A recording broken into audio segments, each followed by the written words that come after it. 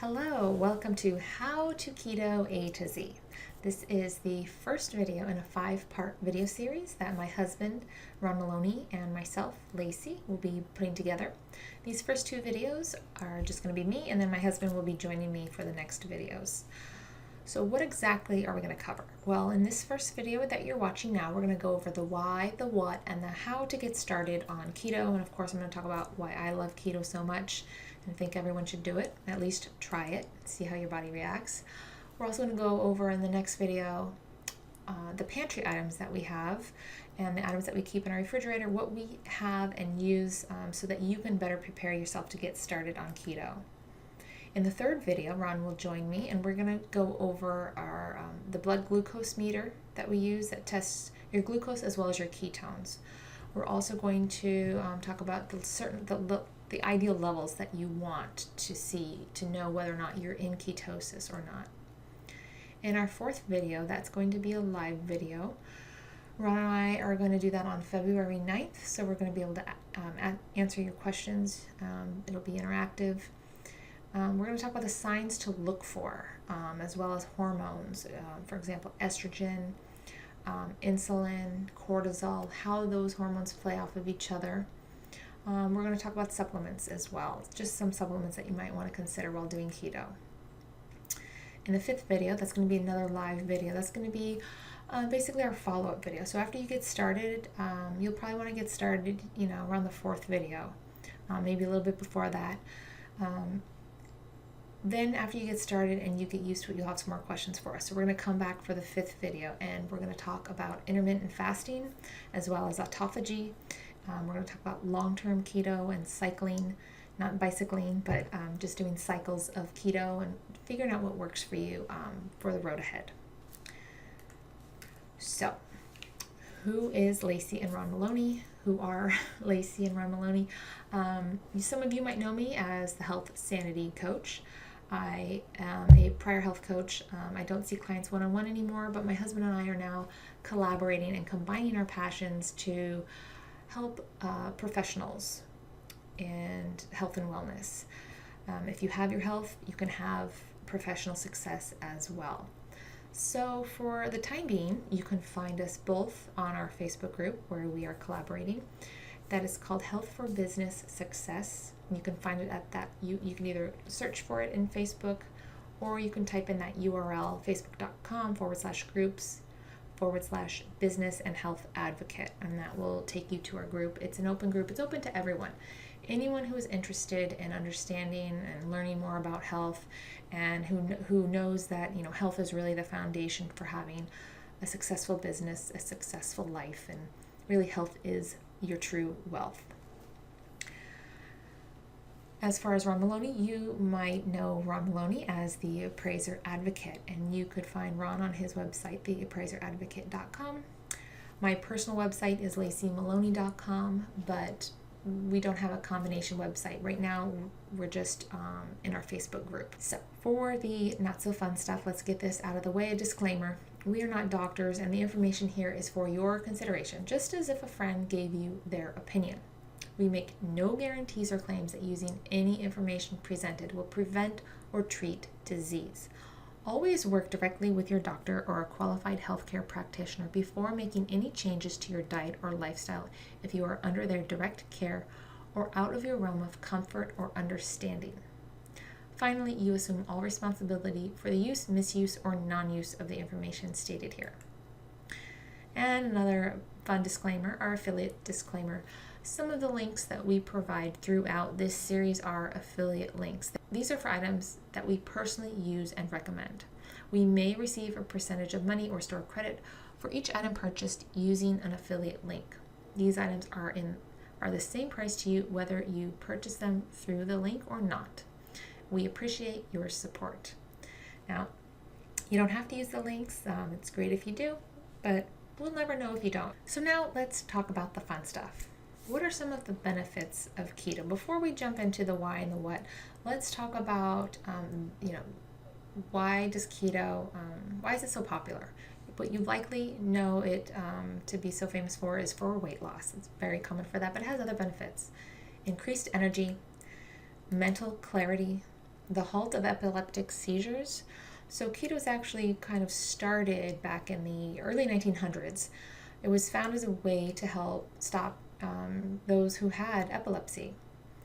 And then our modern day medicine got involved in the 1940-ishes, and they said, hey, you can just take a pill, you don't need to change your diet. So keto kind of went to the wayside.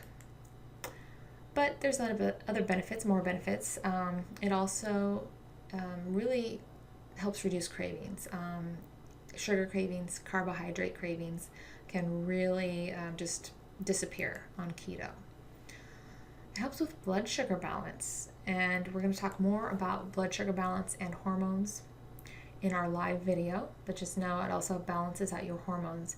Your cortisol, your insulin, your estrogen, they're all connected, okay? Insulin is what is used to help balance out your blood sugar. And it's not just diabetics who need to be concerned about this. Everybody needs to be concerned about blood sugar. It also helps normalize blood pressure and cholesterol. I got all of my numbers back after the second time I did keto.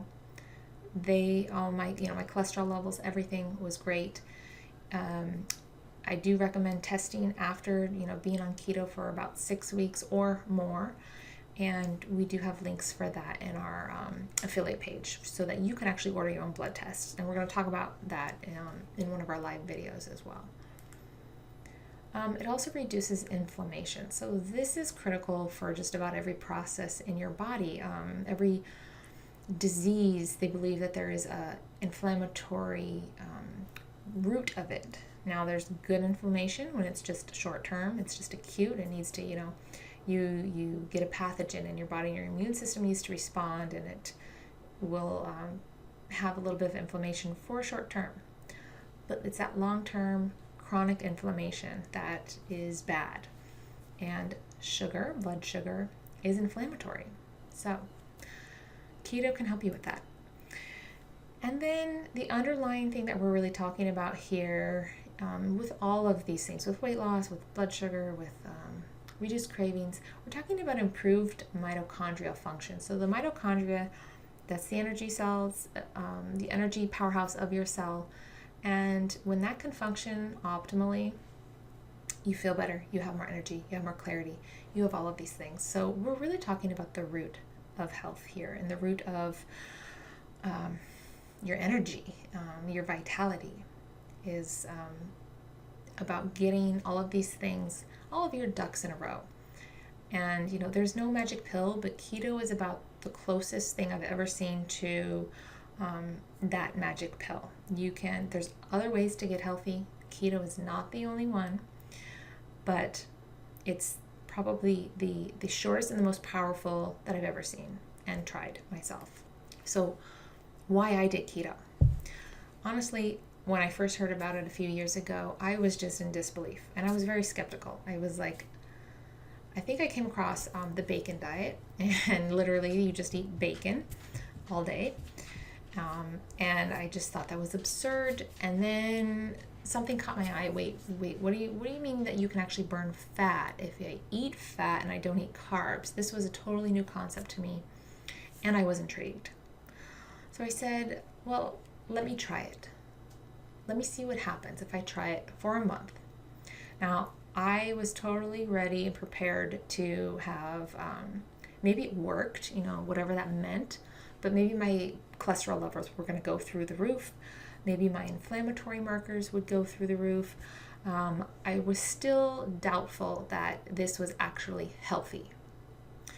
Now I love keto, okay? I have energy, all day energy. I don't crash at my computer anymore at 2 or 3 o'clock, which I just thought was normal because, hey, I am sitting at the computer for a long time. I have mental clarity, and I'm focused, and I'm able to just, get things done so much faster. I'm also less reliant on meals and eating. I'm not spending as much time in the kitchen. And it also saves a lot of money on groceries. Because you're eating such calorie-dense foods, those fats, right? They have a lot of calories per gram as compared to carbohydrates. so you don't need to eat as much. It's really just, those are just some of the benefits. Mental clarity, energy. I've also noticed a little bit of weight loss, but that really isn't why I love it so much. I will say before, I did do more of a whole foods type diet. I want my body to be resilient. I don't want it to be reactive. So I do eat foods like wheat, corn, soy. Limited soy is not my favorite. But I'll eat those foods and sugars and all of those things as part of a balanced diet, though, okay? It's definitely not the majority of my diet. But that was how I ate before, and I felt good. But I didn't feel as good as I do on keto. And now I will also say I've also done grain-free. I've done paleo. I've done Whole30. I've done Whole30 for, months at a time. I've gone gluten-free. So I've done all of those other foundational works before to see, do I have any food sensitivities? Is there anything else that could be, inhibiting my energy or just, making me not feel as great as I can? I've already done all of that. It wasn't until I did keto that I really felt incredible. And I said, wow, this is what everyone is talking about. This is why people stay on keto. This is why people love it. It's not just the weight. That's a great benefit, of course, but it also does so many other things. Just you feel so good while you're doing it. So why not keep doing it? So energy comes from just 3 macronutrients: carbohydrates, proteins, and fats. That's it. And we also have micronutrients. Those are the vitamins, the minerals, the electrolytes, but they don't contribute to energy. They're essential, but they're not going to give us energy. They just help with structure and function. Okay, understanding these macronutrients and energy. Carbohydrates get broken down into glucose, which is also known as blood sugar. They get stored in the liver and muscles, and the excess is converted into triglycerides and stored as fat. Now this, if it doesn't get used up, is inflammatory, okay? We're going to talk more about this in our 4th video. Carbohydrates are most people's main source of energy. For the most part, it's usually fine. But glucose is inflammatory and it can be toxic, as in the case of hyperglycemia. So because glucose is inflammatory and it's toxic, we don't want it floating around in our blood. And this is why insulin comes into play, helps shuttle off the glucose so that it's either pushed into a cell and used for energy, or it's going to be stored as fat. But whatever happens, that it gets taken care of, because you don't want to have high blood sugar levels. That can cause problems. And this is not just for a diabetic, this is for everyone. So let's say you eat a bowl of rice. Now, in order to actually get the energy from that rice, your body has to break down the carbohydrates in the rice and convert it into glucose, right? Now, there's also going to be some fats in there. Those, in order for your body to use it, need to be converted into lipids. There's also going to be some protein. Those proteins need to be broken down into amino acids, okay? So that's how your body uses the food that you're eating. It has to get broken down into its simplest form first before it can get used as rebuilt, re-put back together and used for energy or for repair or something else.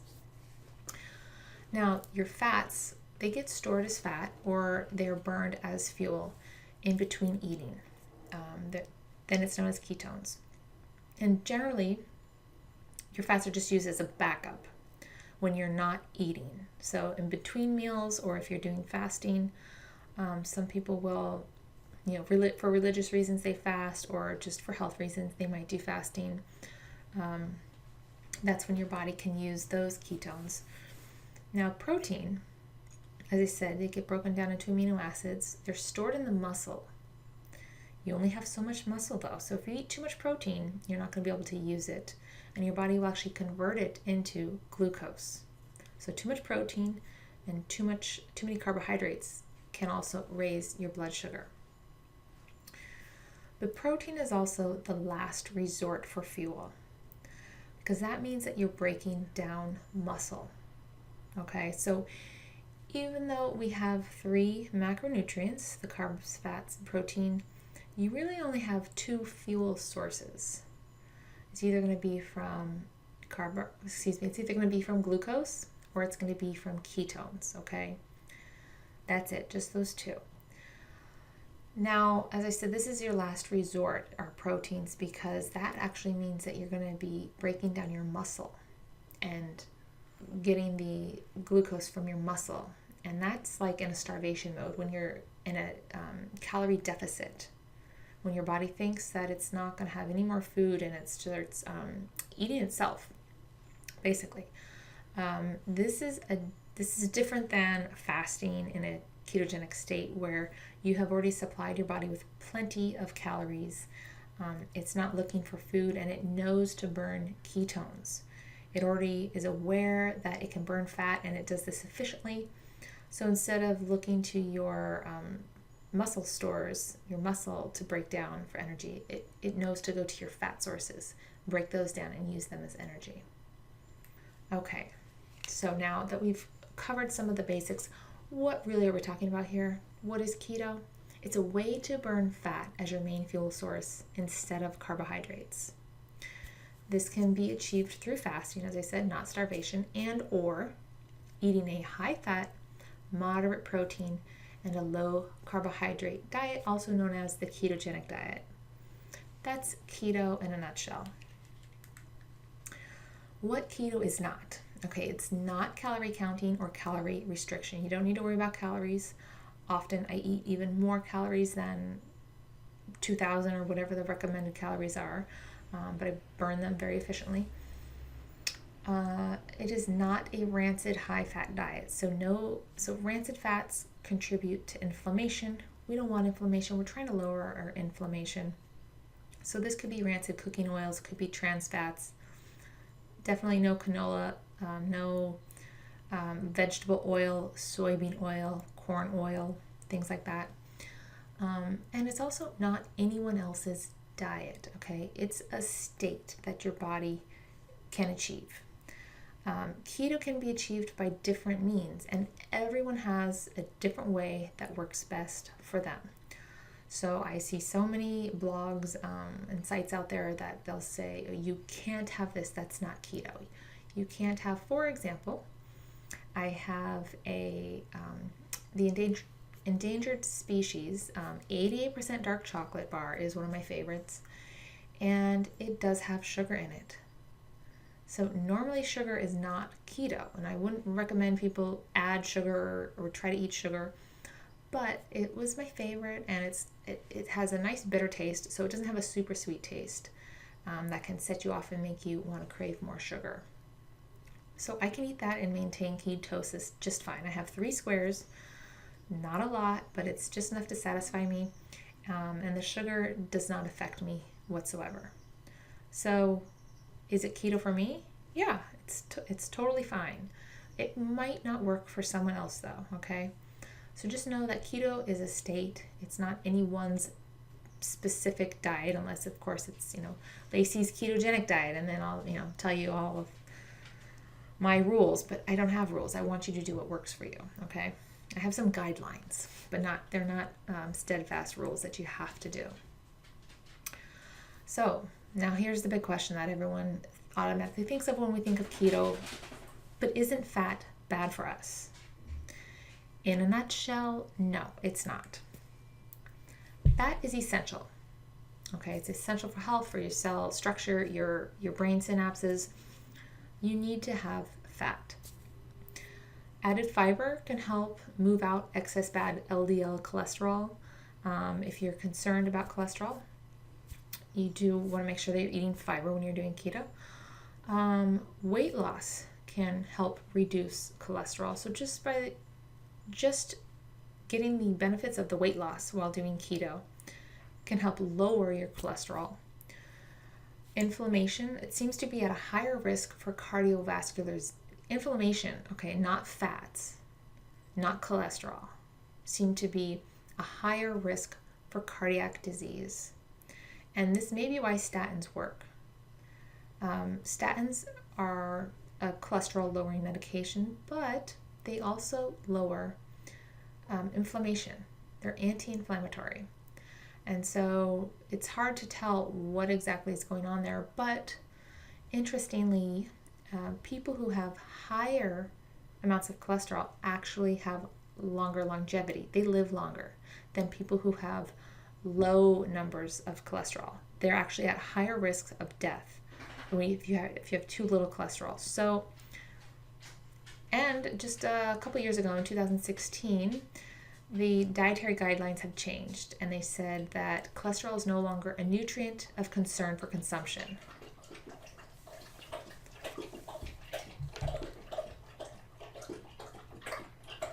Inflammation can come from sugar. It can come from high cortisol, from stress. It can come from other things, just rancid fats, like we said before. There can be other underlying reasons for inflammation. So you want to make sure that you have that under control. And you can get your blood work tested. You can order your own blood work. Your doctor may order it for you, or if you want to go outside your doctor, you can. That was my dog.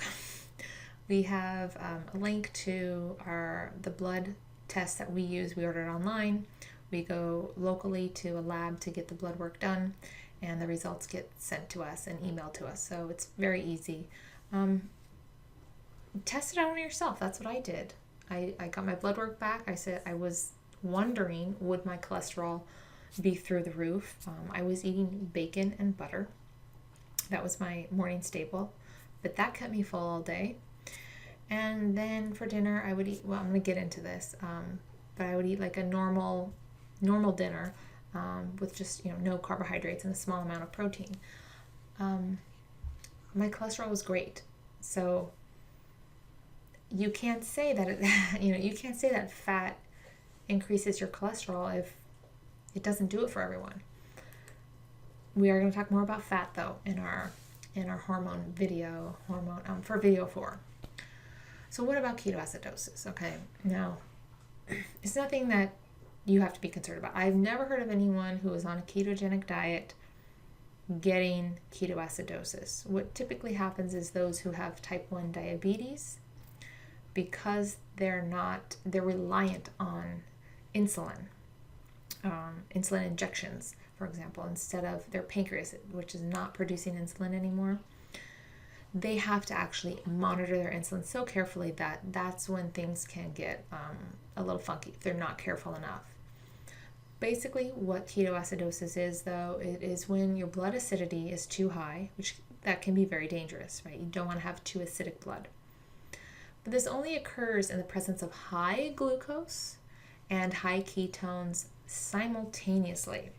So the reason why keto is a low-carb diet and not just a high-fat diet and eat however many carbs you want is because when you're eating carbohydrates, your body produces insulin, and when you have insulin, your ketone levels go down. Your body doesn't produce as many ketones in the presence of insulin. Does that make sense? So that's why in a normal, healthy functioning, if you have a normal functioning pancreas, you would know if you didn't, hopefully you would know that you were type 1 diabetic already. In a normal case, you can't get those levels. You can't get both high ketones and high glucose. And even normal high levels of glucose, it has to be very high. Your glucose has to be over 200, 220, and your ketones also have to be way up there in order to reach this state. Now, it can happen, of course, yes, but not in a normal situation, okay? So those with a normal secretion of insulin will not experience ketoacidosis because ketones are not produced in the presence of insulin. All right, so we're good with that, right? Okay, and there'll probably be some questions anyways. That's okay, I get it. So general guidelines for getting started on keto. You want to have a low carbohydrate diet of about 5 to 10% of your makeup coming from carbs. It's a very small amount. I had to go for about 5%. As a good rule to start, just to get started, this is going to change. Start at about 20 grams of carbohydrates, total carbohydrates not net carbohydrates, per day. You may be able to switch to net carbs if you're maintaining ketosis well, and eventually, after a few months, you can even add in more carbohydrates. You might be able to get up to 100, get up to 150 grams of carbohydrates and still maintain ketosis and still have glucose levels that are in normal range, and everything is, perfect. Now you want your protein to be moderate, right? Like we said, excess protein gets converted into glucose. We don't want high glucose, right? We're trying to lower our glucose and increase our ketones. So your protein should be about 10 to 15% of your diet. You want, you can calculate this by taking your body weight or your goal weight and finding it in kilograms. So all you do is you multiply your weight in pounds by 0.4535, and that will get your weight in kilograms, and that will be approximately how many grams of protein you should be eating in order to reach your ideal weight. Moderate protein is important. As I said, gluconeogenesis. That's a big fancy word that just means new glucose is created. That is the process that your body uses to convert excess protein to the carbs. We don't want that. To carbs. I wrote to carbs. It gets converted to glucose. High fat. Okay, so now the rest of your diet, the rest of your food needs to come from fat. So if you're hungry, let's say you had, your morning breakfast, let's say you had maybe snacks or lunch or something, and now it's dinner, you had dinner, and now you're like, wait, but I'm still kind of hungry. Eat fat. One of my favorite go-tos is just a little bit of peanut butter. Sometimes I'll do just butter because peanut butter is kind of high in carbs. Almond butter is a little bit lower in carbs. But just go straight for the fats. You can make a fat bomb, which there's tons of recipes out there, and I've included links later on, and you'll get them in the handout. But, focus on the fats. That can really help, not just help keep you satiated, but, diminish any cravings that you have and keep you on track. Now, another way to get into keto is to do fasting. This will help you basically get started much sooner, and once you have ended your fast, you want to start with a really fatty meal, maybe just butter coffee, something with a lot of fat in it, and that's going to really signal your body, oh hey, wait, we have fat here, let's burn these ketones now, we finally have some fuel. That's just another way. For most people, you're probably just gonna alter your diet. Get up tomorrow, maybe not tomorrow, but maybe you're gonna clean out your pantry this week, and start on Friday or something. Start on Monday with a high fat diet or a high fat breakfast, and I'll show you some ideas for that in a little bit. So with fiber is technically a carbohydrate, but it may or may not be broken down and used as energy. It's known as soluble and insoluble fiber. We all know fiber can help either with bowel movements or help clear out debris, cholesterol, excess cholesterol from your blood vessels, from your circulation. But exactly what percentages of fiber, of insoluble and soluble fiber that a certain fruit or a certain vegetable has, it's very hard to calculate, and they can even cross the lines themselves. So you don't have to worry too much about what if it's got insoluble fiber or if it has soluble fiber in it. Just look at the fiber totals overall. Some starchy fibers also, this is good to note about fiber, some starchy fibers, they're going to turn into sugar when they're cooked.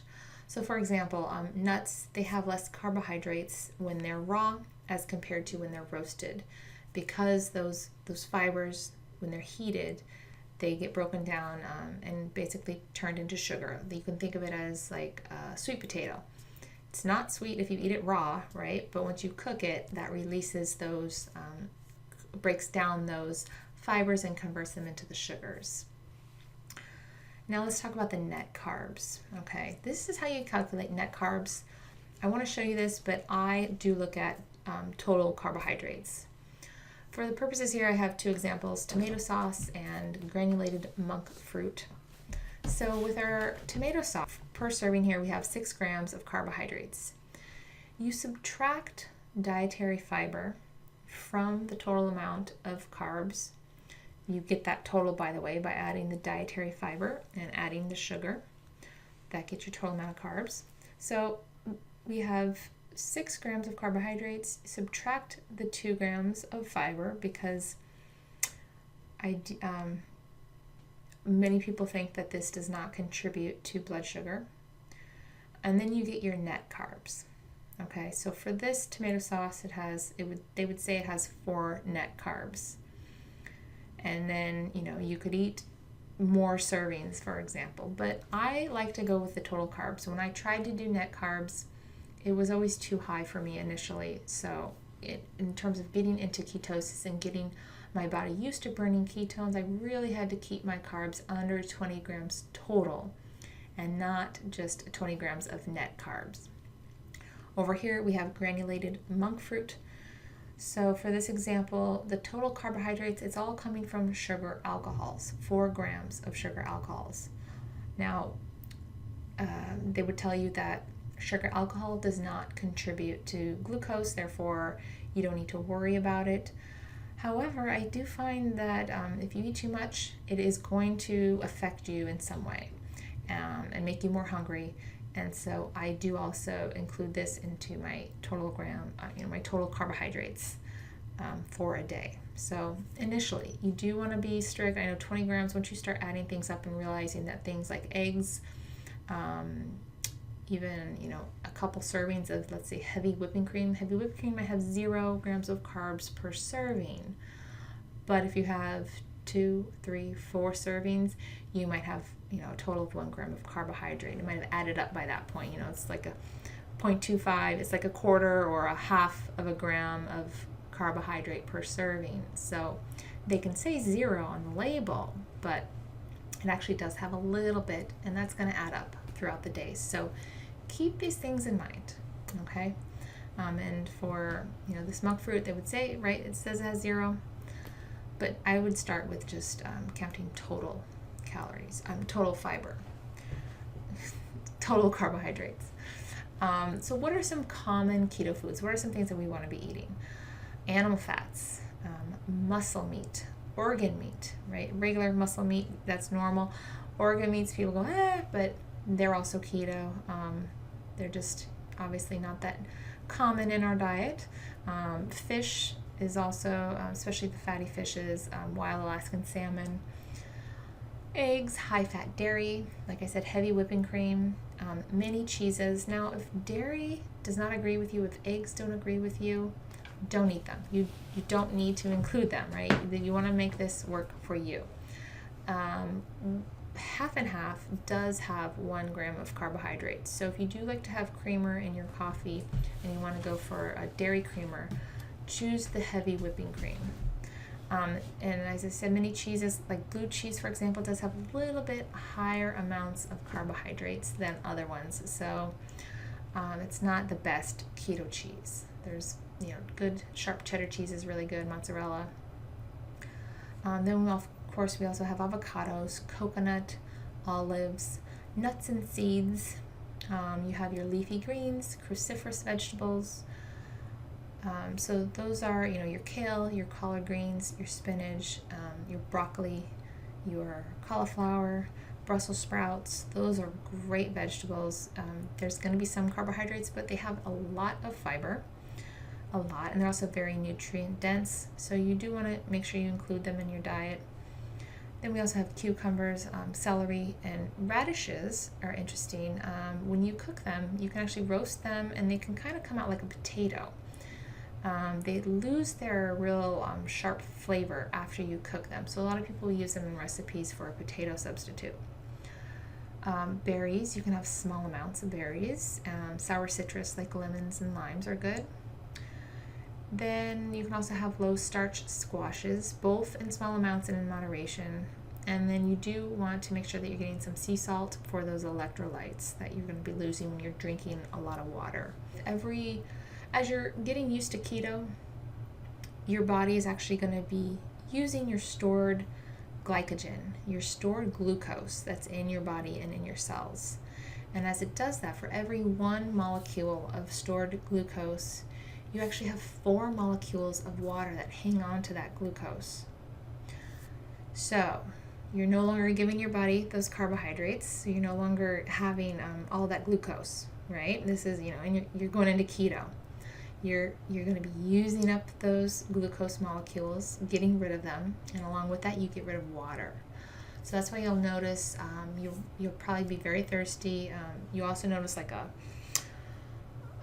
flattening of your stomach. You lose a lot of water weight with keto because it really just flushes all of that out, and along with that, though, you can lose electrolytes.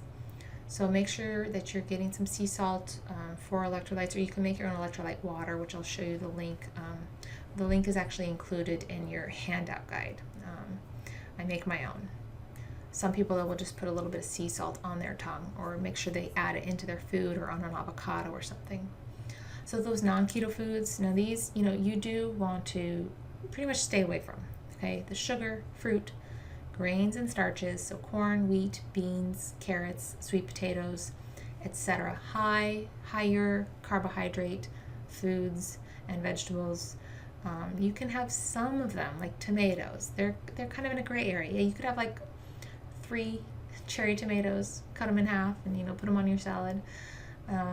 So your portions are also going to help determine how much you can eat and what foods you can eat.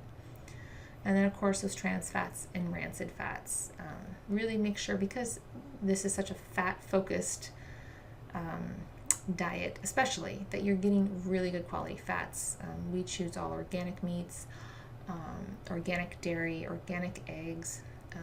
You don't have to buy organic avocado and coconut, but buy organic when you can. Organic berries are highly sprayed, so do buy those organic if you can. Okay, now what about those keto-approved sweeteners? We don't want to be totally deprived while doing keto, right? But you also really, you don't want to go overboard on these. Just because they are natural and just because they have 0 grams of carbs or 0 net carbs, it doesn't mean that you can overdo it. In general, too much sweet tastes can make you crave more sugar, especially when you're getting it in these forms and it doesn't add any glucose to your blood. Sometimes that can actually make your body want it even more, because it's saying, hey, wait a minute, I thought I was getting sugar here and I didn't get any sugar, so it keeps asking for more.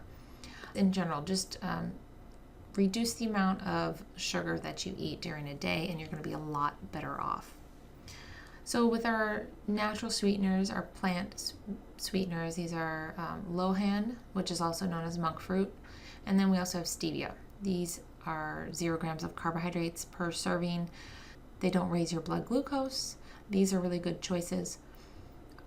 With the sugar alcohols, these are natural. They do come from plants. Erythritol, allulose, I believe both come from corn. So do look for non-GMO in those. Xylitol might also come from corn. It can come from pears and other fruits as well. These are, so the erythritol and the allulose are good choices and seem to be good choices for most people. But with any sugar alcohol, it can cause digestive upset. So just be aware when you're starting out using these. Maltitol in particular, and maltitol and xylitol have also been shown to raise blood sugar, which is interesting. So do test yourself afterwards. Test with xylitol. If you like xylitol and you're used to using it, test and see if it does affect you. Just test your glucose. You could also test your ketones and see if it kicked you out of ketosis or not. With xylitol, I do buy a company called Spry makes a gum, they make mints, and they also make toothpaste, and I do like those. I find that it is in such small quantities that it does not affect my blood sugar. It doesn't make me hungry, and they work fine for me. So those are your sugars. There are some other ones out there. There's actually a lot of sugar alcohols in different combinations. I like to stick with natural ones. I would not use artificial sweeteners anyways. So these are natural ones. They work well with keto for most people. So try them out for yourself and see which ones you like. So these are some examples of foods that I eat actually. This is for breakfast. I'll have bacon, bacon and butter. That's one of my favorites. Then, as I mentioned before, like this would be a normal bacon and butter for breakfast. This is a salad that I would eat. Has some pickles, some cheese, a few tomatoes, and a small piece of steak. This was like a whole steak that I cut in half. There's some salad dressing on here. I think I used one of the Primal salad dressings. They use an avocado oil. And then I might have had some avocado in here, although I don't see it. This is a keto dessert. This is the only time I've made a keto cheesecake, okay? So it was delicious, by the way, but you can't just live off of keto cheesecake. It does have those sugars in it, the sugar alcohols. This was, I can't remember, I believe I used monk fruit to sweeten this. But, you know, you're going to be getting sugar alcohol. So don't think that you can eat keto and live off of keto cheesecake and that's going to work, because it's not. You do need more fats and less sugar alcohols. You want to be careful with those sugar alcohols. So for breakfast, what do you eat when you're hungry? Butter, bulletproof coffee, that's a good starter. I have a recipe in here in your handout for that. Bacon and eggs, but for me the eggs, it was too much protein, so I had to just go with bacon and butter. You can have an omelet with cheese and spinach. You could make a fat bomb. Google keto fat bombs, you'll find tons of recipes. You could just have some nuts and seeds, and just make breakfast only when you're hungry. Don't just eat it first thing in the morning because you're used to doing that. Wait until your body tells you, yes, I'm hungry, and then eat. Now, lunch and dinner can pretty much be the same thing. You know, they could be interchangeable. You could have a salad with cheese, olives, a small piece of meat. You could have some bone broth soup with some celery, some chicken, and maybe half an avocado on the side to get more fat. Maybe you sprinkle the soup with some fat or add some ghee or butter in it to get some extra fat. You can make fathead pizza. I have a recipe in your handout for that. My husband loves the pizza, says it's better than even the pizzerias in New York. So it's just a very simple, easy to make crust. And then you can top it with whatever you like. You could also have a wild salmon burger with cauliflower. I pretty much make keto very simple. I don't make it too complicated. The fathead pizza is about the most complicated that it gets. And the cheesecake was very, very complicated. But I've only made, it was actually very easy, but I only made it that one time. So I'm not into doing crazy keto desserts. You'll see so many recipes though for them, so just be cautious of them because you don't want to overdo it with those keto alcohol, with the sugar alcohols. Okay, so what are some precautions and side effects that we should know about? You might initially have some bad breath, and that is acetone. It's a burn off of the ketones in your body. So you might want to bring some keto mints with you. But that's just a sign that it's working, that your body's getting used to it. Now, alcohol. Alcohol is technically not, if we're talking about dry wines and hard alcohols, it technically doesn't have any carbohydrates in it, which is interesting. So the carbohydrates can come from the sugars or like from the beer, the fermentation of the beer. Some sweeter wines will have carbohydrates, and even some different types of wines are going to have carbs in them. So that's why you want to go for the drier red wines. They will have less carbs or no carbs. It's just the alcohol. But the alcohol itself can kick you out of ketosis. It also makes you very sensitive to alcohol when you're doing keto. About 1 glass of wine is all I can handle in ketosis. I usually even have just a little bit less than what a normal glass would be. And then that's good. So just beware of that. Beware of staying hydrated. Get your sea salts, your electrolytes. You can take it in a tablet form, a liquid form, or take some sea salt. If you feel what's known as the keto flu, this is really just a lack of electrolytes, and it's very easy to fix by getting some sea salt or electrolytes, or make your own electrolyte water, and it will go away. But it feels like a little bit nauseous, a little bit of headache, like you're hungry, but you don't really want to eat, but you kind of want to eat. You're not sure. You just kind of feel weak as well. It almost feels like the flu is coming on. But take some electrolytes, some pickle juice or something like that, and you should be fine and feel much better. Also, type 1 diabetics. Okay, as I said before, they're not producing their own insulin. They rely on insulin injections, so they really have to monitor. Just beware. If you're a type 1 diabetic, look for some outside counsel on how to do this in a way that's going to work for you. If you don't have a gallbladder, that could be a problem because your gallbladder helps emulsify fats. So if you're not doing that, if you're not able to do that, and this is such a high fat diet, you really want to be careful and maybe take some digestive enzymes, some bile salts with your food. And then adrenal fatigue. If you are in adrenal fatigue, wait until after you have healed your adrenals, which can take a while. But wait until then, until you start something like this, because they do need carbohydrates to help heal them. Otherwise, they'll get burned out again. And now we have some ketogenic doctors, some actual doctors out in the field who believe in the ketogenic diet, and they're not chiropractors. They're legitimately doctors, okay? Dr. Jason Fung, for example, he is a nephrologist, so he works with the kidneys. He's a kidney specialist. He has tons of videos.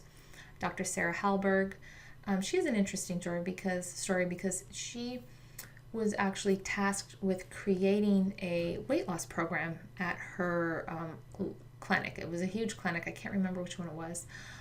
And through her research and her investigation, she said, okay, I'm going to do like the best weight loss program I can do. I'm going to do all of this research for it. And after she got done with it, she was like, well, we're doing keto. That's what we're doing. And this was years ago. And now she's partnered with Virta Health, virta.com, and they do all keto for their patients.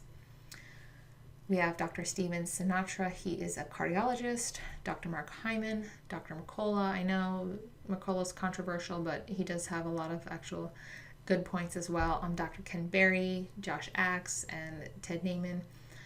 These are great sources. Google their names and keto, and you'll find a lot of good information, a lot of videos that they provide as well. You could also go to ketogenicdocs.com. That's if you want to find a ketogenic doctor.